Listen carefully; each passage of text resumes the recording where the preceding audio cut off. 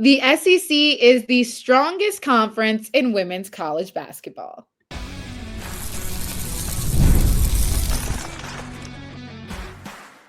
You are Locked On Women's Basketball, your daily podcast on women's basketball. Part of the Locked On Podcast Network, your team every day. Hey everyone, welcome into Locked On Women's Basketball. I'm Clea Butler, the sideline reporter for the Chicago Sky. Alongside me is Sophia Jones, the analyst for the Golden State Valkyries. Today we're going to go over some preseason media polls for the SEC, the ACC, and also what the Atlanta Dream should be working on this off season. Today's episode is sponsored by Gametime. Download the Gametime app, create an account, and use Locked On NBA for $20 off your first purchase. Now, you heard us say in the cold open, the SEC is the strongest conference in women's college basketball, and we say that because they are stacked. I'm gonna tell you the order of finish from the media poll for the 25-26 season. Number 1, South Carolina. Number 2, Texas, LSU, Tennessee, Oklahoma. The list goes on. Then we have Ole Miss, Vanderbilt, Kentucky, Alabama, Mississippi State. Basically, all the southern schools. But when you think about just those, I'm going to point out those top 5: a South Carolina, a Texas, an LSU, a Tennessee, and Oklahoma. Those are very heavy hitters. Definitely. I mean, I feel like we've talked about these teams a little bit before, but they have just so much talent. I was looking at their records from last season, and no one had more than I think maybe 5 or 8 losses. So a lot of top end talent. South Carolina, of course, is always going to be in the mix. Texas, they've been on the rise and come up recently. Madison Booker is going into her junior year. So I expect to see a big season from her, reigning SEC Player of the Year as well. And then LSU, I mean, you look at a player like Flau'Jae Johnson, the addition of Malaysia Fulwiley, or even a Michaela Williams. That's so many perimeter attackers right there that I think LSU has some of the best just talent on their roster in the SEC.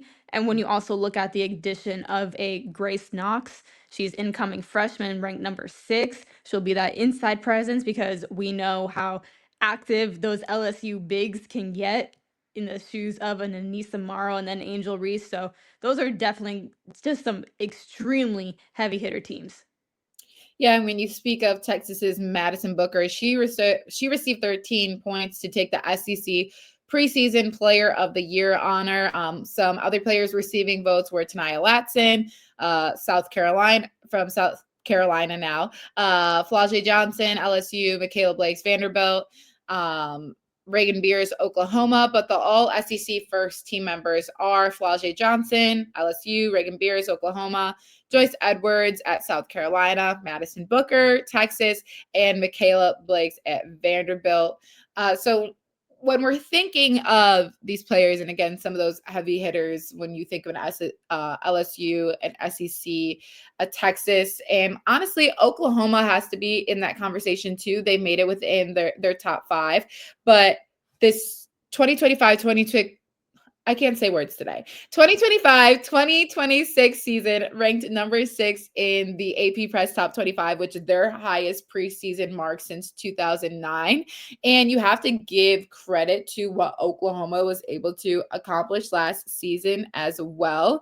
They're continuing to be under the rise under their head coach, who has finished in the AP poll each of the last 4 seasons, including number 11 last year. So they're continuing to move up and up every single year, even in these SEC polls, continuing to move up. So, I mean, you have the team features 4 McDonald's All-Americans when you think of a Reagan Beers. And there's just a lot to be excited when it comes to this roster as well, expanding from, the Texas, LSU, and South Carolina teams that we've chatted about too.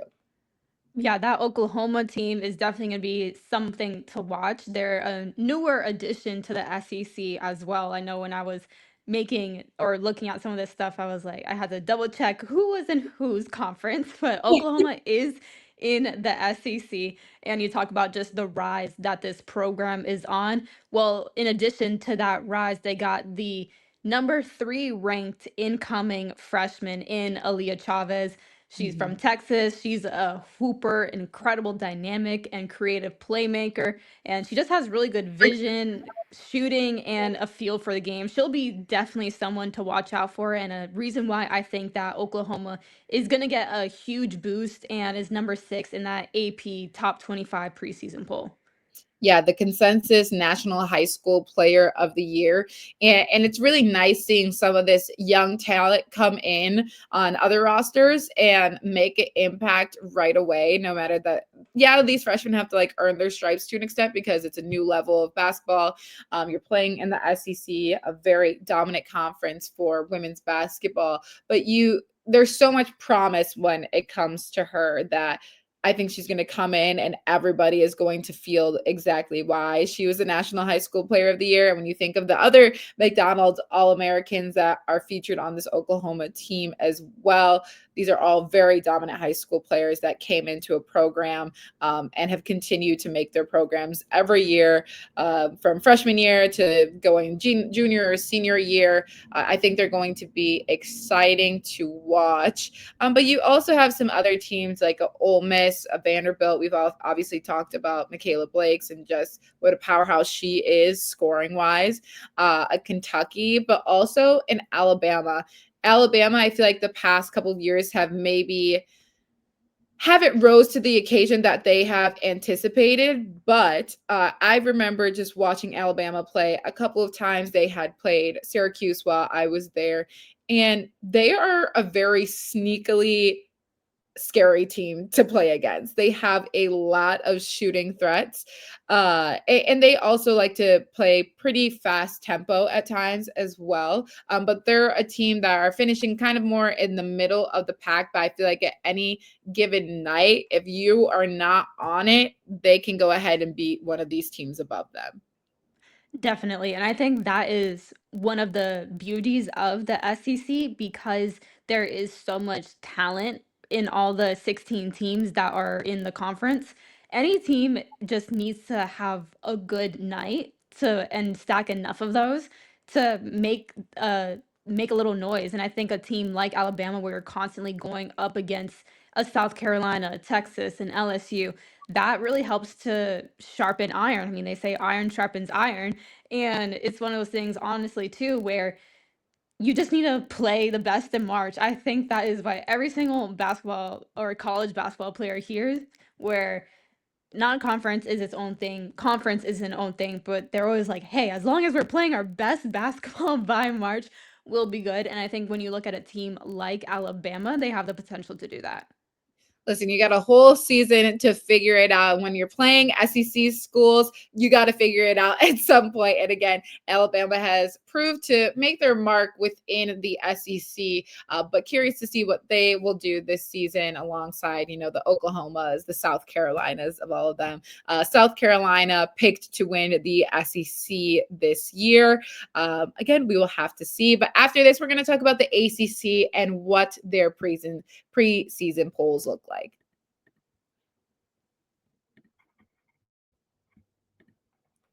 The NFL season is here, and FanDuel has an offer that you do not want to miss. Right now, new customers can bet just $5 and get $300 in bonus bets if you win. That's right. Pick a bet, put down $5, and if it hits, you'll unlock $300 in bonus bets to use across the app. What I love most about FanDuel is that it's just so easy. There's so many ways to play. You can build parlays, try different player props, and even follow live lines during games. So what are you waiting for? Visit FanDuel.com to download the FanDuel app today and get started.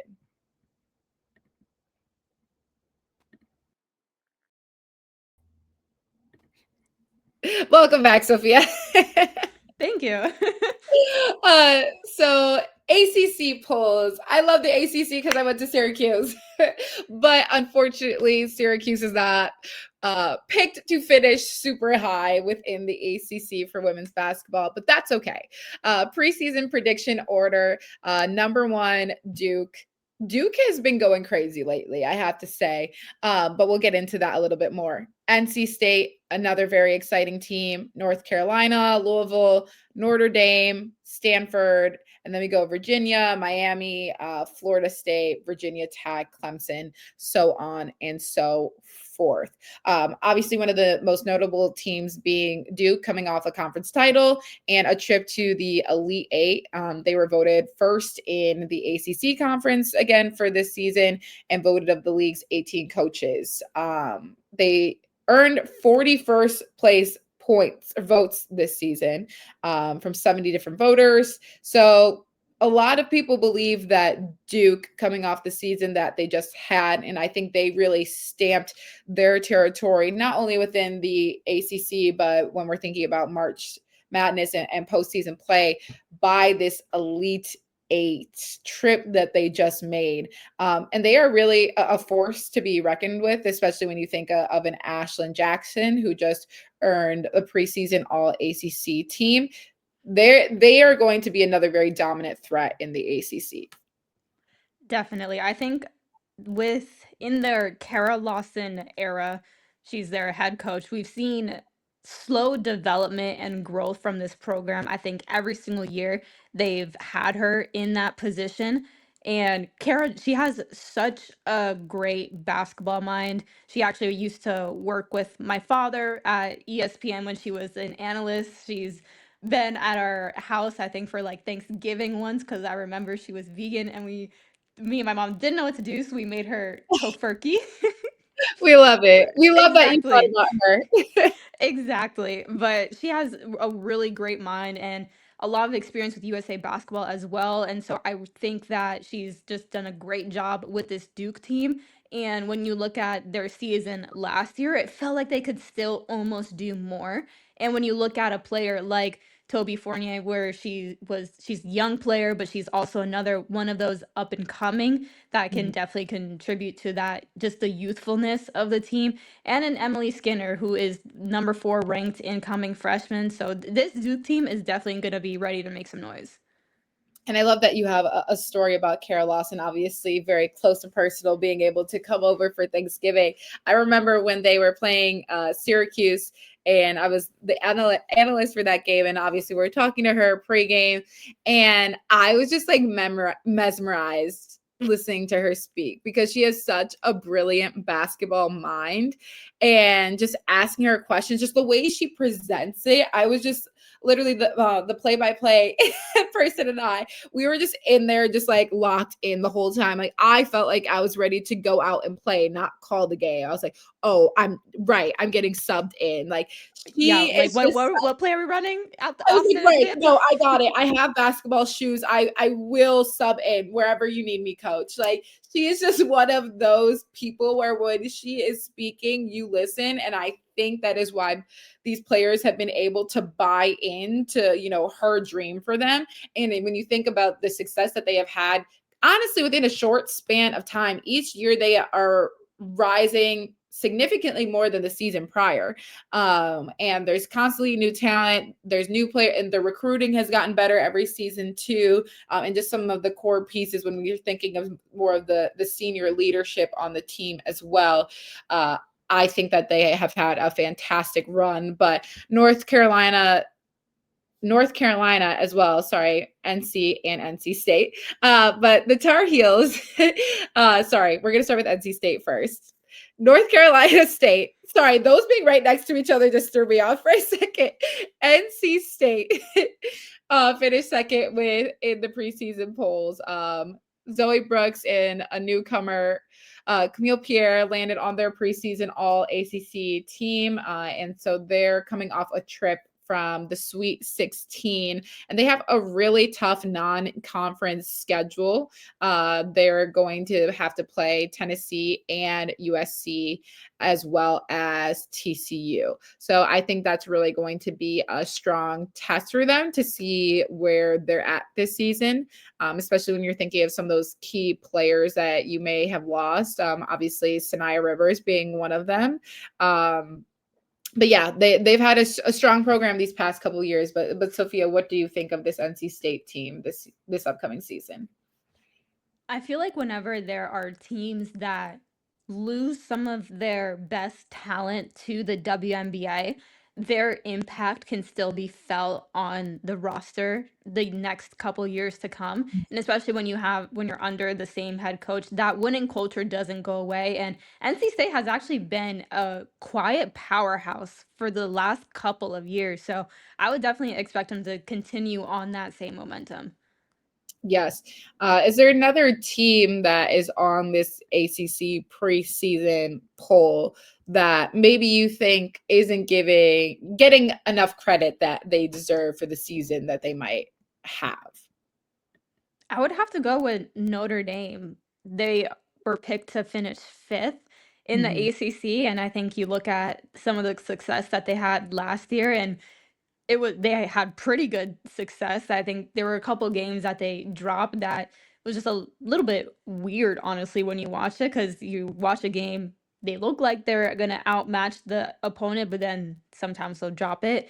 But when you have a player like Hannah Hidalgo 24 points per game last season. She was also picked to be the preseason player of the year for ACC. You can't count someone out like that, even though, again, Notre Dame, they lost Sonia Citron to the W in the Washington Mystics and a transfer in Olivia Miles, but you still get some incoming talent. And again, that chip on the shoulder. So I was a little surprised to see that they were picked that far low, as well as Stanford, honestly. I know they're post Tara Vanderveer now, so a little bit of a rebuild, but I feel like when you have such a historical program like Stanford does and you still feel Vanderveer's legacy, you Mhm. can never count them out.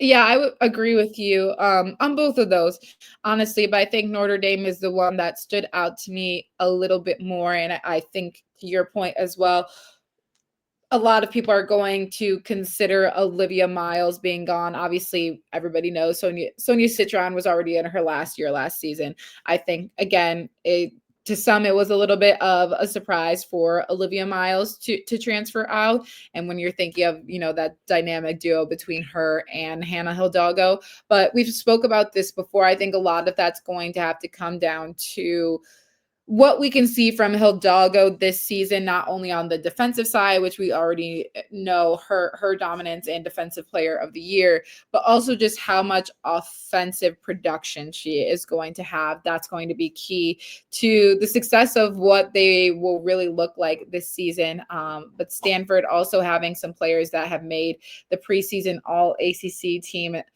selected 6. But again, I think they're almost in a way in their rebuilding and reformative years as well. So that's maybe why they've been picked to be a little bit more in the middle of the pack. Obviously, we know a couple years back just how dominant this Stanford team was. So I think it's once they just get these pieces together, they'll be able to be right up at the top. But I think a team that I'm most excited to see is not only Duke again, but also NC State, coming off of their run that they had last year. So ACC also looking to be a very exciting and dominant conference as well. But don't count the Syracuse Orange out either. Felicia Legette-Jack is a fantastic head coach. Another player or another coach when you're thinking of everybody in the room just stops to listen to what she is talking to. She is one of those. She's honestly one of the most personable women I've ever met in my life. And she cares so deeply about one of those players, every single one of those players. So yeah, that's just me plugging in Syracuse. Honestly, we don't know what type of season they will have, but we always have to root for the Orange. Exactly. And you know what? We don't know. We can predict vibes though, and I think it will be safe to say we can predict good vibes this year. That's gonna be my next FanDuel. I'm gonna be like, how can I predict? I'm betting money on high vibes from the Orange this season. Give me over on vibes. Over on vibes. A vibe check will happen. After this, we're going to talk about what the Atlanta Dream can do in this offseason and just some of the standouts that we saw from them.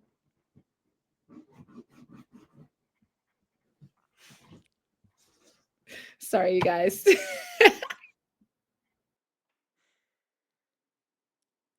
The holidays are going to be here before you know it, which is exciting, but getting your home ready for guests and celebrations can feel like a lot.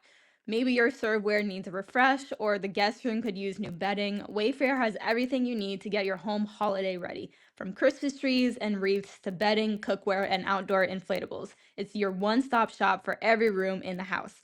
Wayfair makes it easy to personalize your home for the holidays with a huge selection for every style and budget. And with free and easy delivery, even on the big stuff, you can get everything you need without the hassle of huge delivery fees. When you talk about Christmas, Halloween's coming up. You might be like me, where you start to get a little bit Christmassy post Halloween and really go all out after Thanksgiving. And that's all coming up very soon. So you'll want to get organized, refreshed, and ready for the holidays for way less. Head to wayfair.com right now to shop all things home. That's WAYFAIR.com. Wayfair, every style, every home.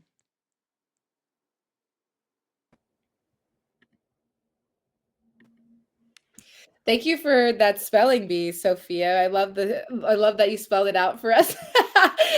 No, I was really concentrating too. I was like, wow.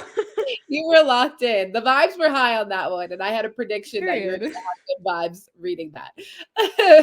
But another team that had good vibes this season were the Atlanta Dream. The Dream won a franchise record 30 games this year, which was incredibly impressive, obviously making their playoff run, largely due to Allisha Gray having one of the best seasons of her career, especially when we're thinking about her shooting dominance and just her 3-point percentage this season as well. But she's also going to be a free agent this year. What could we possibly see in some shifts when it comes to the Atlanta Dream?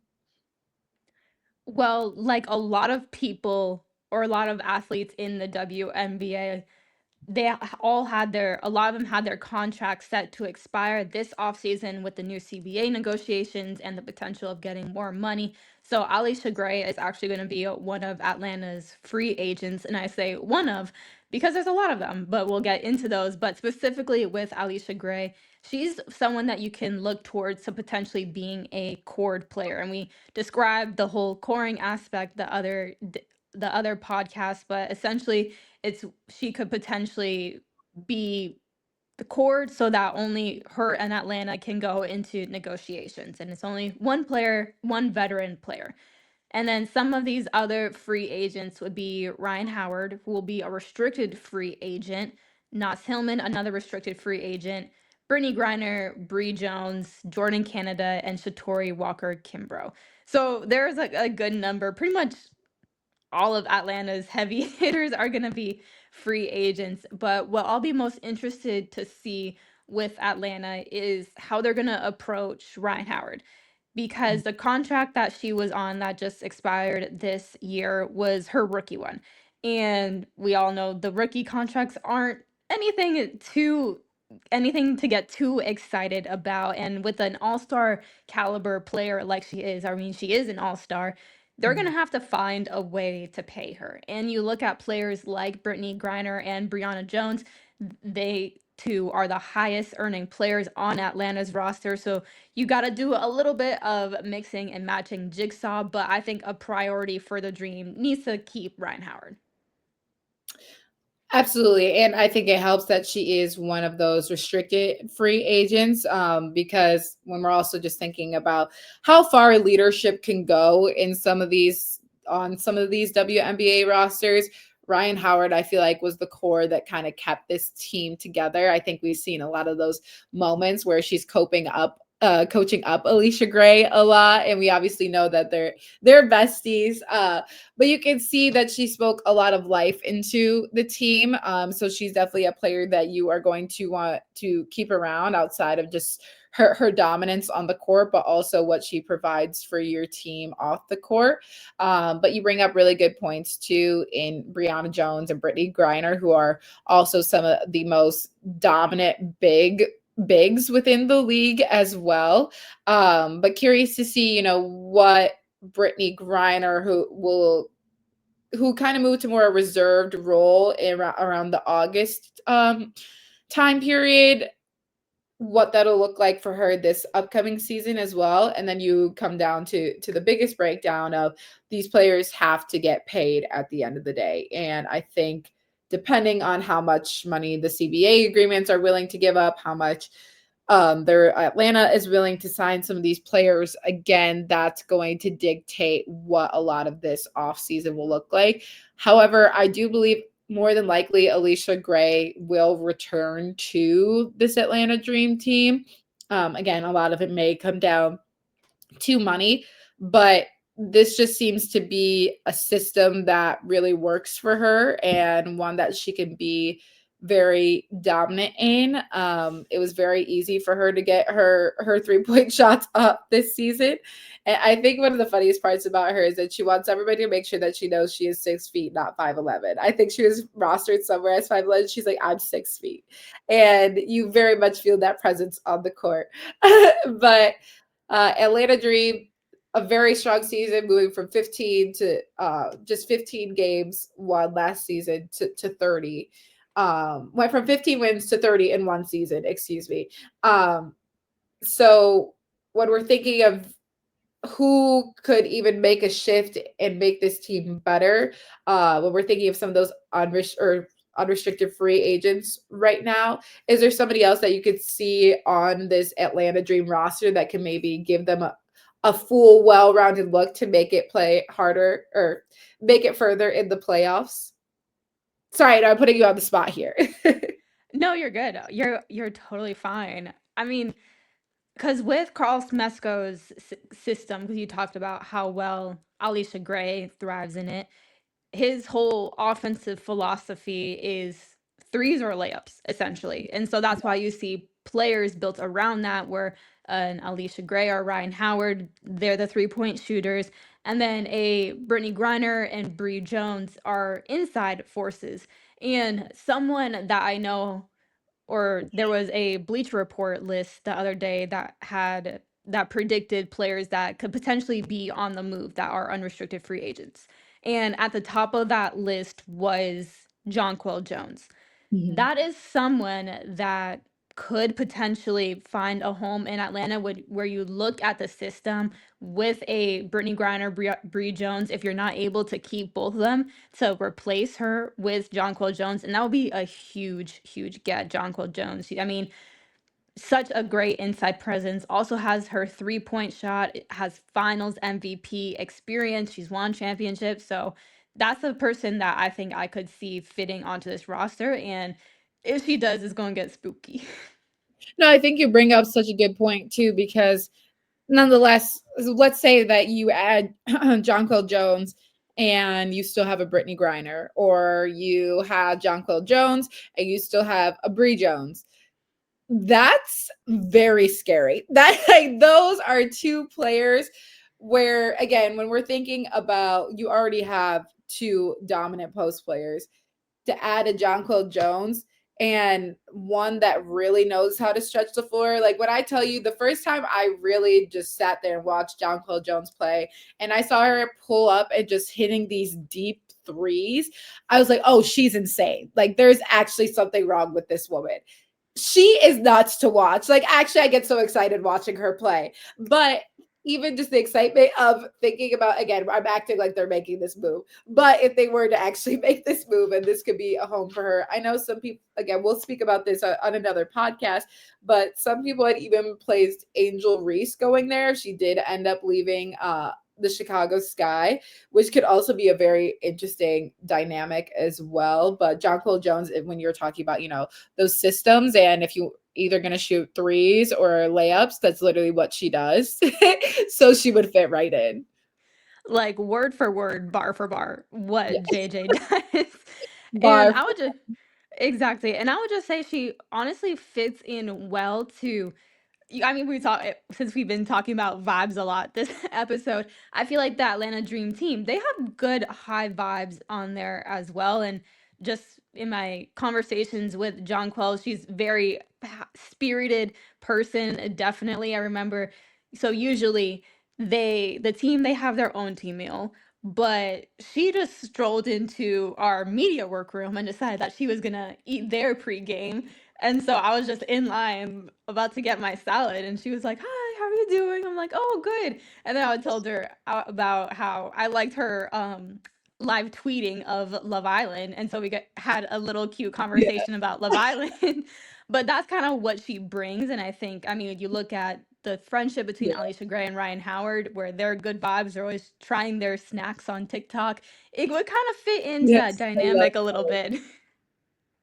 They would. Jonquil Jones said, honestly, I see my team enough. I'm not trying to eat with them again right now. But I'm glad that gave you the experience to meet her and have this one-on-one connection. But we will talk more about some of these preseason polls for other conferences coming up. Obviously, we have to get into the Big Ten, which is, I'm in the Midwest, so plenty to talk about there. I will continue to talk about some of these WNBA teams as well and what that may look like for their off-season movement or postseason movement. But